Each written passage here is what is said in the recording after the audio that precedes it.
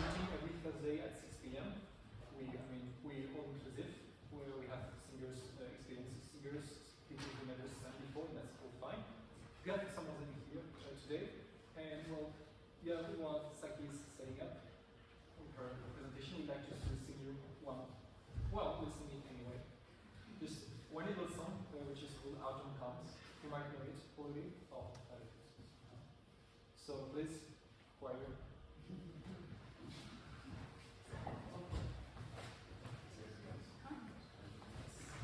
And yeah.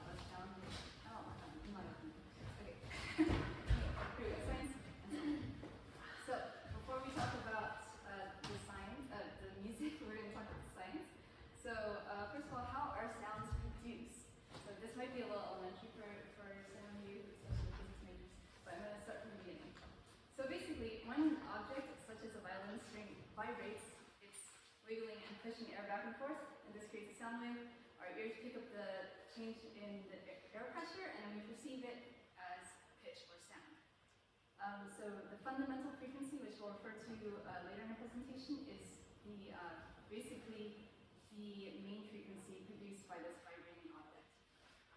So on the violin, for example, you just found out this tune. One sec.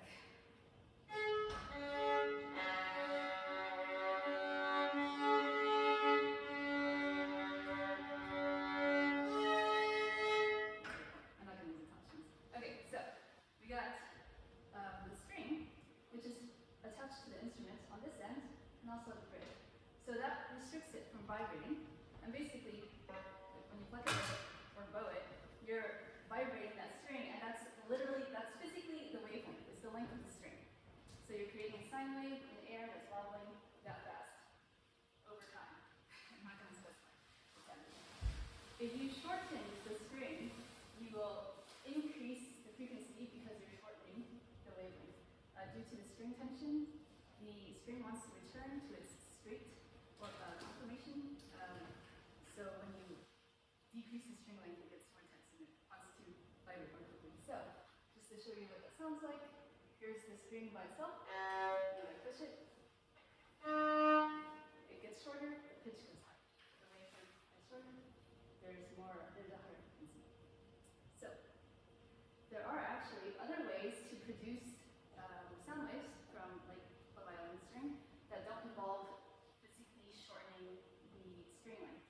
So instead of pushing on the string, you can actually kind of tap it at very specific intervals. So that top football shape thing, that's the whole string waving up and down. If I lightly touch the string in the middle of the length, you will actually get a different frequency.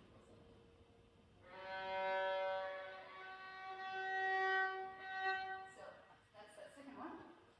And you can do this actually at any rational fraction along the length of the string. So if we divide the string into thirds, we get a different one. So here's 0, sorry, 1, half, and then a third, and so on. Basically, we're creating sound waves. So a node is anywhere where a string isn't actually able to bounce up and down. And so you can see it with the kid and the rope attached to the tree. If you wave it at certain intervals, you will get these nodes. And these are the different frequencies that you can produce using the same length of string. So this is where we get the harmonic series, or also known as the overtone series. So like I said, if we just divide the string by some number, some rational number, we can get one of these overtones. And those are the corresponding frequencies that you would get. So if we just look at the first one, for example, that's 100 hertz. We cut it in half, it's vibrating twice as quickly, we get 200 hertz, and so on. So, what this looks like on a keyboard, on a piano keyboard, is like so. You get the fundamental, if we divide it in half, we get an octave up. This is known as the first overtone. And then when we divide it into thirds, we'll get, we'll talk about what these are called later, but basically, that's how the notes look like on the keyboard. And I guess I'll just play them so that you have an idea what this sounds like.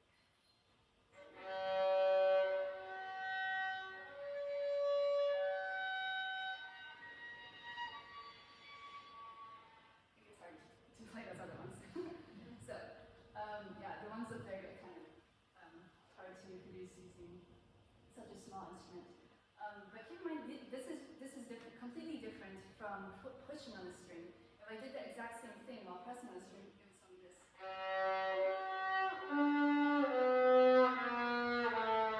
Something like that. So it's a completely different set of sounds that you get from using a harmonic series. So next we will talk about harmony, which is derived, as you might have guessed, from the harmonic series. So musical harmony, which is kind of the topic of today's workshop, is when you have two or more different pitches that sound good together. So that sounds like a very subjective thing, but actually we will find that science has defined what sounds objectively good together. So, anyway, so usually the pitches come from the same collection, the same subset of pitches, which we often call a musical scale. So a scale is just a collection of pitches. In Western classical music, there are 12 pitches, as in there are 12 piano keys. So we're going to talk about how that came to be. Okay. So although it is possible to literally choose any pitches in the world, in reality, we usually end up choosing ones that resonate with each other. Thus, they harmonize. So we're going to see how that happens. In order to see how that happens, we're going to dive a little bit into the history and development of musical traditions. So basically, we got different kinds of musical scales, and they're based on the overtone series. And just for an example, we're going to use the Chinese pentatonic scale, not because I'm Chinese, but because it's one of the simpler ones, penta meaning 5, so there are only 5 notes in this scale, 5 pitches. So this is the same figure from earlier, and we are going to focus on only the first and second overtone, and we're going to show how this was used to derive the pentatonic scale. So, so we got a C and a G. So that interval sounds like this.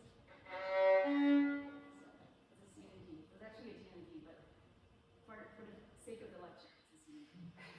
Okay, so this interval is what we're going to call a fifth. It spans 5 piano keys, so 1, 2, 3, 4, 5. So the reason that's important is actually a long time ago when we had instruments that had just one string, and they decided, hey, we want to have an instrument that has a longer range. How do you pick what pitch that second string gets tuned to?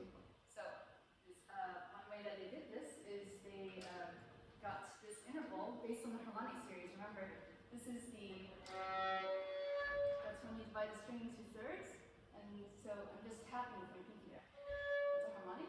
If I press the harmonic, I get that one. And so, the string next to it, it's actually the same pitch. Okay, I'm not in tune, but you know, good idea. So, basically, if you repeat this process and start with a G and go up another 5 steps, and so on, then we get this series of letters that are all separated by fifth, and those are actually the violin strings. Not in tune, but you get the idea. Now, if you slap all of those together into the same octave, you actually get the Chinese pentatonic scale. So that's.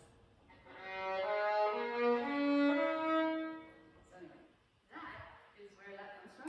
So here is a comprehensive table of various scales that you can get using the harmonic series. We're not going to talk about them obviously because they get really complicated. But you can see the European or Western classical music scale is based on the harmonic series, and we get 12 pitches. So that's where that all comes from. And next, this is the big topic, the big debate. Just intonation versus equal temperament. So there are actually 2 ways that you can derive a scale, or sorry, the scale is derived based on the harmonic series, but now we get this complicated little math problem, which is how do we subdivide an octave into 12 equal portions if we're talking about Western classical music? Because we'll see in a sec why it's a problem. But I just wanted to define the 2 things. Just intonation means fair or correct, like justice, and then equal temperament just means like absolute mathematical equality. So let's see. So we're going to pretend to tune the piano from scratch, and first we're going to start out with just intonation. So we take C, which is 260 hertz, and let's just suppose, okay, let's use these ratios. G is the first, the third overtone or second harmonic. So we'll just use math to multiply that by the correct ratio, which is 3/2. We get 390 hertz. And if we do this for all of the white keys on the piano, we get these. I'm not going to show math. So that should work out, right? But what we're going to do is we're going to check our math and see, okay, let's scoot over 1. Are D and A correctly a fifth apart? So we do math, and unfortunately it is not. If you do the math, we get 438 and some hertz, and by the ratio calculation, it is actually off by about 5 hertz. So later on in the presentation, we're actually going to listen to this, and you'll see it sounds terrible. So then, okay, let's try something else. Let's use equal temperament. So what we're going to do instead is take an octave and just, so we'll double it. This is the definition of an octave is when you double the frequency, it sounds an octave. So what we're going to do is subdivide it into 12 equal portions.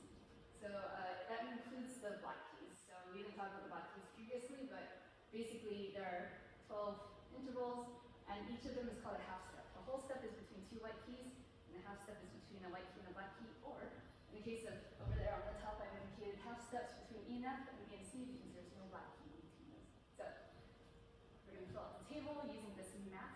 For example, if we want to have the D, we just plug it into the equation, we get that frequency for D, and so on. So now we're going to check our math. This is kind of silly because we're going to check the method that we just derived. So yeah, of course it's going to work out. If you go step by step and you go from B to C and you're like, did we end up at 520? Of course we ended up at 520. So now, here's the problem. When you compare just intonation and just temperament and equal temperaments, there are some disagreements, and they might not seem like a very big deal. I mean, they're off by a couple of hertz, but we are going to now listen to what it sounds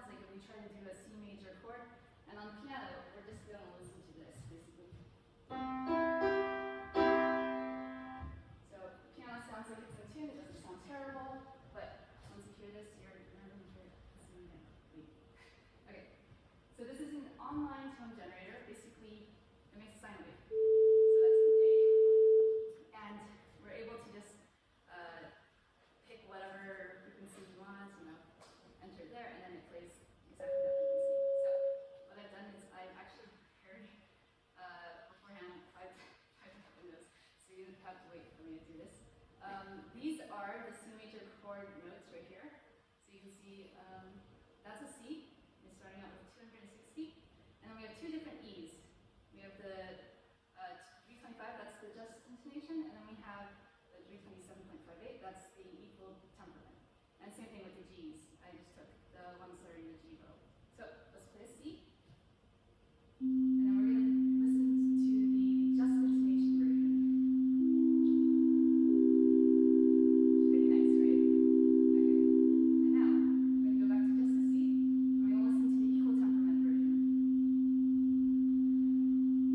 So far not terrible, but when you add the G in, you hear that la la la la la la. So, this is a result of the waves not perfectly lining up and coinciding with the notes. So you get this weird beating effect. So it's not in perfect harmony. And it's the same actually on the piano, but we don't notice it because we're so used to listening to the piano that we just think it's in tune. So, just, oh wait, how do I go back into presentation mode? Okay, so this is a quick recap of what we just covered.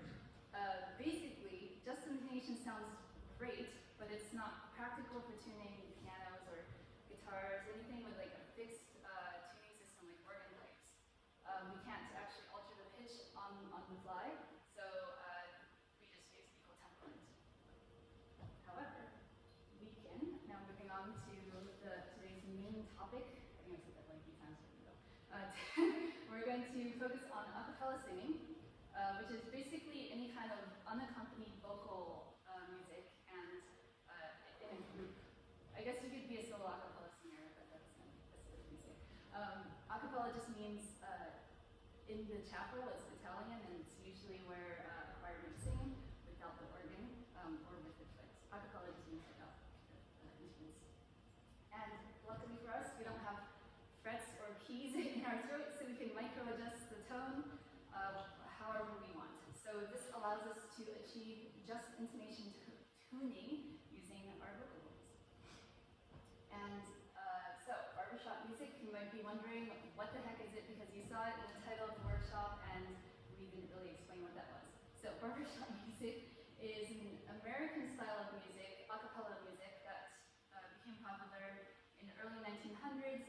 And the reason it's called barbershop is because it used to be a thing where men would go to the barber and wait in line. They would queue up to get their shave or their hair trim or something like that. And they get bored because they didn't have smartphones back then.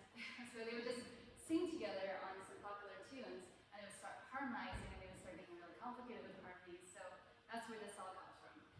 And unfortunately, it is also available for women. It's called the Sweet Adelines, and it became an official thing in 1945. So it's not just for men, but we still call it barbershop a lot of times.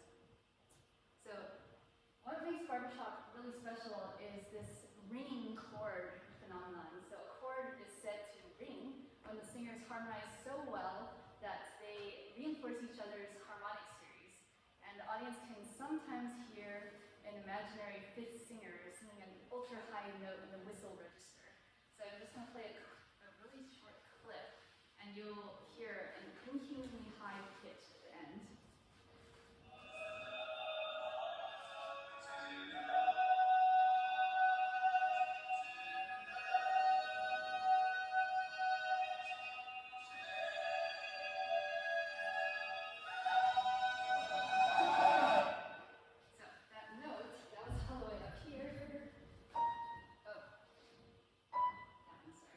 So I don't think there are many people who can sing that note.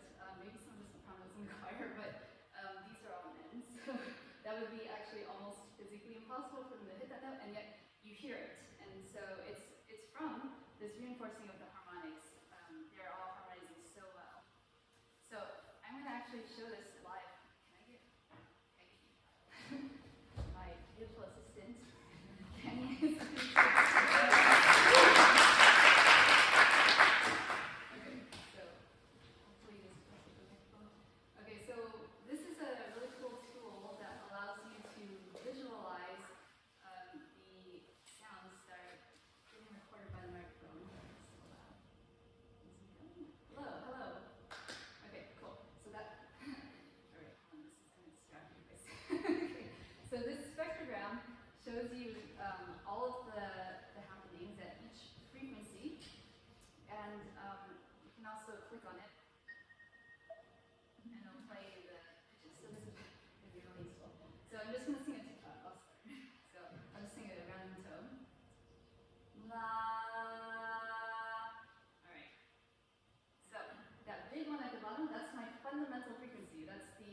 vibrating string without touching it anywhere on the violin.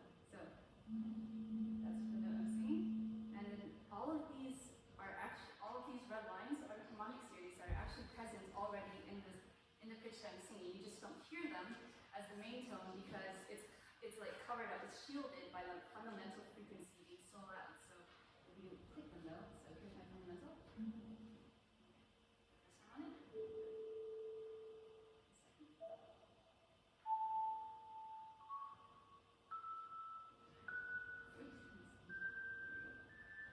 And so on. So what we're going to do is we're going to try to do a mini barbershop demo with just two of us. Kenny will sing a note, and then I will try to sing a bit above him, and we'll see, he'll just sustain a note. And I'm going to go in and out, singing with him or not, and you'll see, hopefully, that some of these lines will pulsate redder when my harmonics are reinforcing his. So, close. What note do you want to sing? What? Can you sing? Oh, wait, no, that's a C sharp. That's a weird note. Oh, an E. Okay. Yeah, that's good.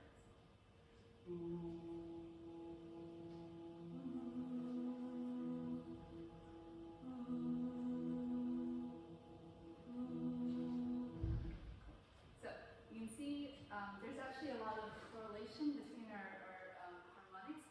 So when I'm joining him, this really bright band right here, that's my fundamental frequency. He's singing down here, and I'm singing up here. And up here, you can see that he has this one, for example. You see this thin line, that's this one. And it's thinner when I'm not singing, but when I am singing, it's red. And so what this means is that this harmonic is contained within both of the notes that we're singing, and they're actually they're having an additive effect. So anyway, that is basically what we're going for with barbershop or a cappella harmonization, is just singing so in tune that we're accessing all of those whistle register tones, and that makes that magical a cappella sound. So that's basically it for the presentation. I'll take any questions, and then we're going to have a brief, like a 2-3-minute song performance by the unofficial ISTA barbershop quartet. This is just 4 members of the choir who decided to learn a barbershop song. And then we're going to have the actual audience participation part of the workshop. So, any questions? Yeah, I have a question. Yes. Because when we show like the reference of the microphone, you could see like the bass frequency and then F it and why don't you see like M A? Oh, you also see the octaves. So let me show. I think it is still there. Yeah. So this would be the fundamental right here. Yeah. And then that's actually that's the octave. It's not too click it wrong. So that's an octave. I'm singing in between actually. I'm singing the fifth that's between the 2 octaves. And then this is the first overtone. So this one. Sorry. That one is going to be the second overtone for the lower voice. But for me, it's the first overtone. Yeah. My octave is his fifth. I just thought I saw him describe when we were singing on Uh-huh. Oh. Wait, let me just do a random note and then point at it. There you go. La. Alright. Yeah. Is it? So there's one octave. I might be clicking on the wrong one. It's really hard to click on this small lines. But also, yeah, you're welcome to. It's an open source tool, so if you want, just like copy the URL and then you can try it out at home. It's kind of a fun tool. You can also make like weird music, like. Yeah. Okay, what's up? Isn't there a way you can find it in your voice? You can do the episode of it. Oh, okay. This is another question. It is possible to actually feature the overtones in one's own voice by using a mouth shape that shields the fundamental. So I think I can do it here. I'm not a really good overtone singer, but it's going to sound a little silly, but you should be able to hear a whistle, and you'll see it. on the visualization as the fundamental will start becoming green and you'll see a whistle line. So let me try it. Did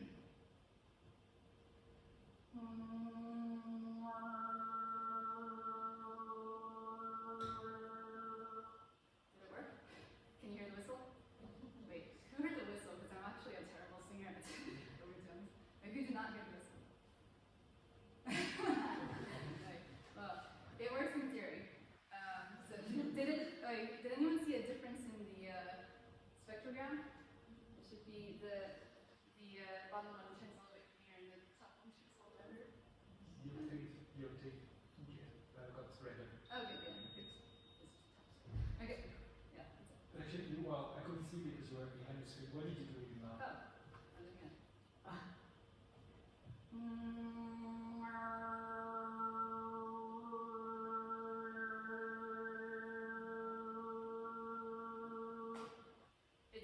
You just have to make the tongue this shape, and you hold your lips over it. So it's like humming, but you allow some to whistle through. You say hunger, hunger. Hunger. Yeah. Anyway, it works best for males because typically they can sing an octave lower, and that means more of the overtones are in the human hearing range. So it gives you more options for notes. I can't do very many because I'm also not very good at overtone singing. But in concept, that's what it is. Okay. Questions? Okay, let's have a performance by the ISTA barbershop quartet.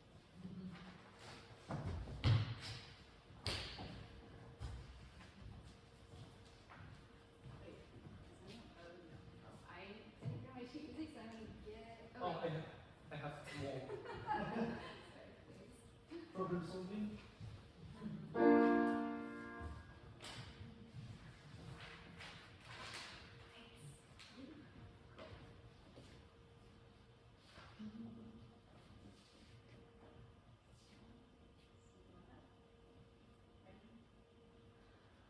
I'm dreaming dreams, I'm singing seeds, I'm building castles high. They're all anew, their days are few, just like a sweet butterfly they fly. And as the daylight is dawning, they come again in the morning. I'm forever blowing bubbles, bubbles, pretty bubbles in the air, the air. They fly so high, nearly reach the sky.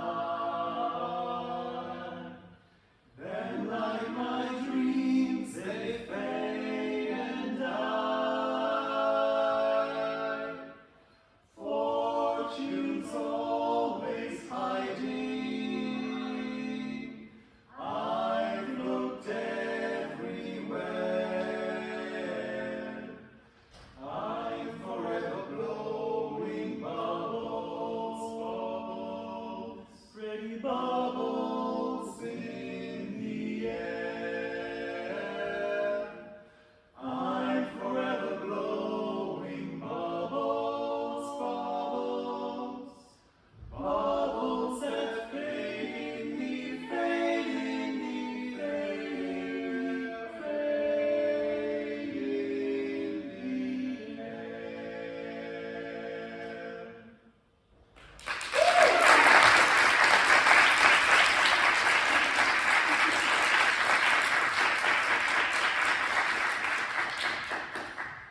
Okay, cool. And now let's see some stuff.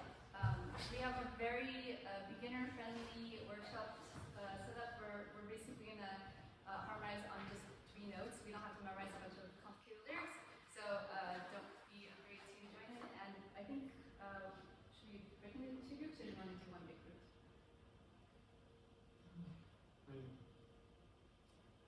We can do the crew. Just maybe show the hands who's in the choir and who's not. Oh, yeah. Or who's completely new to this. To music, to singing.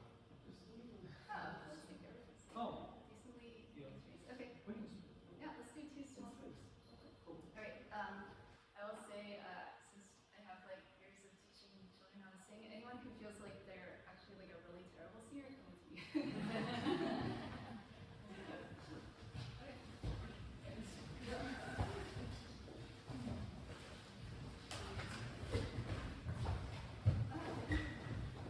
If it gets too easy to confuse with tunes,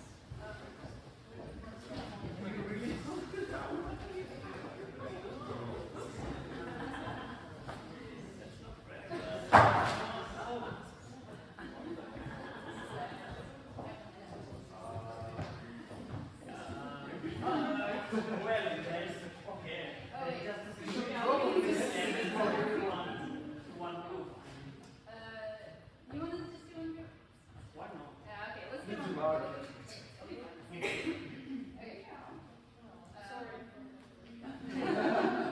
Okay. All right, we're gonna see who here has like a lowish voice, like. Okay. Cool. Raise your hand high. Low voices. Okay. So, can we get the low-voiced males to be on this side, and then the low-voiced females to be right here. We're gonna segregate you by your singing range. And then high-pitched females here, and high-pitched males here.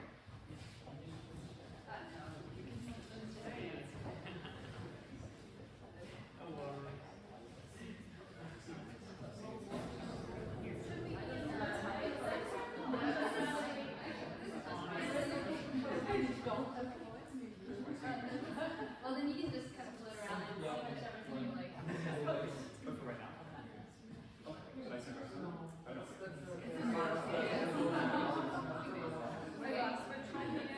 Alright, we're gonna start. We're gonna start with the basses. So whoever wants to sing this range, please do. So the lyrics are really easy. To my home, like I'm gonna go home. To my home. To my home. Everyone who wants to sing this, let's sing it right now.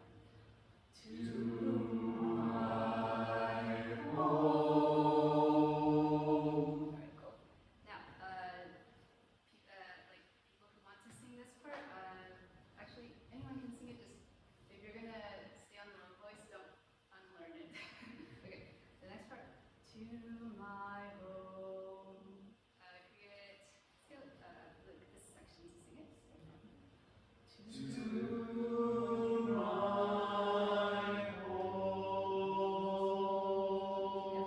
think you might have joined. Yeah, that's the bass part. Yeah, no, that was right. You got it. Let's do that one more time. Okay, cool. Let's actually have both parts together. To my home and to my home. Nice.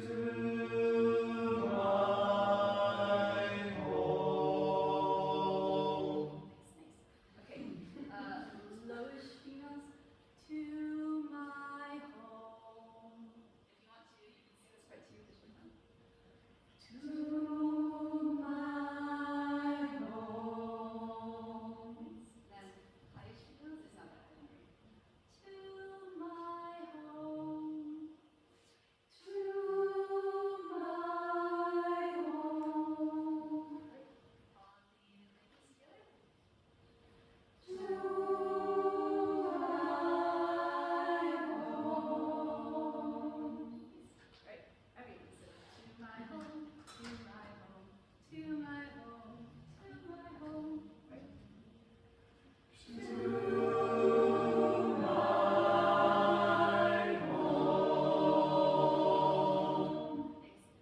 Excellent.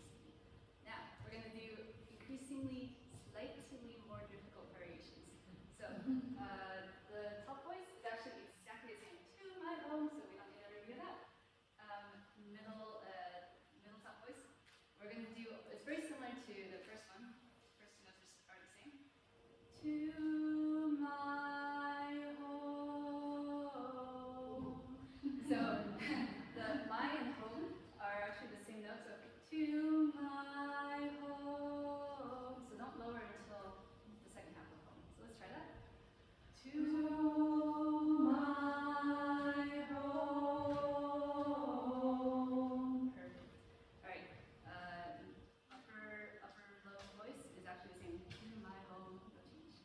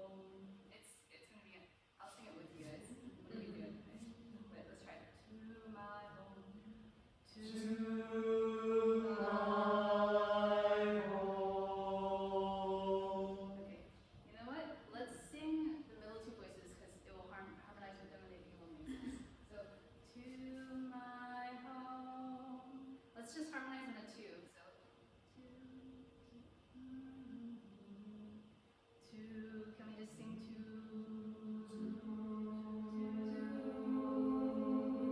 Okay, cool. So we're gonna go to my home and then to my home. Good. To my home. Yep, it's good. It sounds weird, but this is actually correct. So to my home. Wait. Sorry, I'm singing out wrong. It was what you sang. It's really hard to keep this straight because there's no bass. Let's try everyone together because it's actually easier with the whole supporting harmony. So to my home. Get that?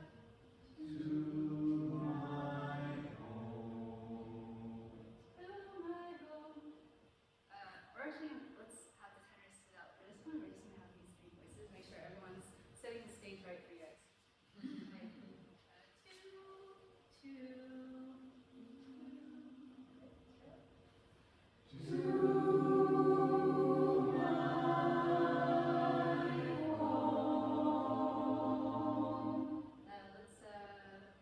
Let's look at the alto part. Sorry, that's okay. To my home. To my home. Okay, just separate voices. To my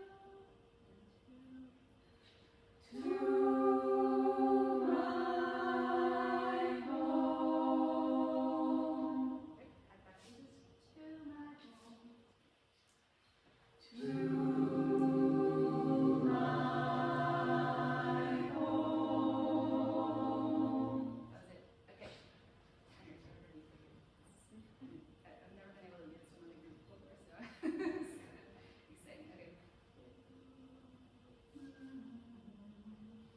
To my home. All right, let's just try it.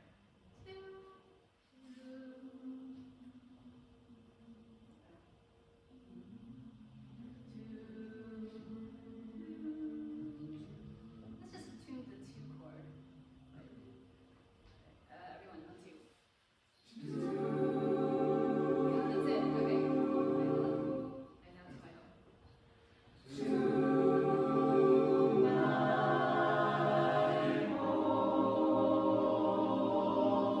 Coming.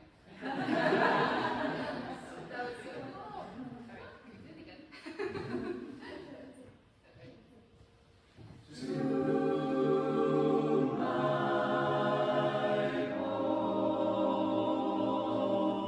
my god, that's excellent. Thank you guys.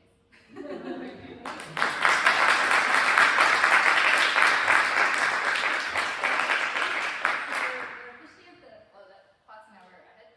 But it's officially 7. I don't know if they're letting us run overtime since we all started late or if we should all head back and a little bit. I mean, it's very much up to you. The reception is there. We can just go and have some drinks and food whenever you wish. But if you feel like singing a bit longer, of